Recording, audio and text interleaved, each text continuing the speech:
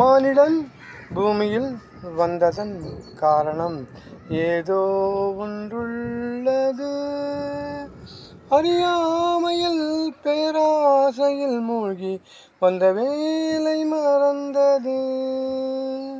மானிடன் பூமியில் வந்ததன் காரணம் ஏதோ ஒன்றுள்ளது.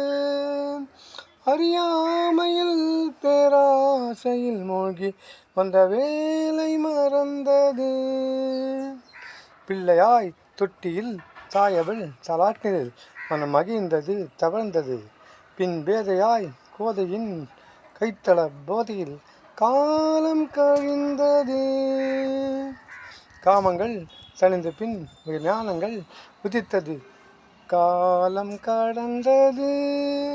நம் ரத்தமே நமக்கு நல் பாடங்கள் தந்த பின் பிறந்த நினைவது.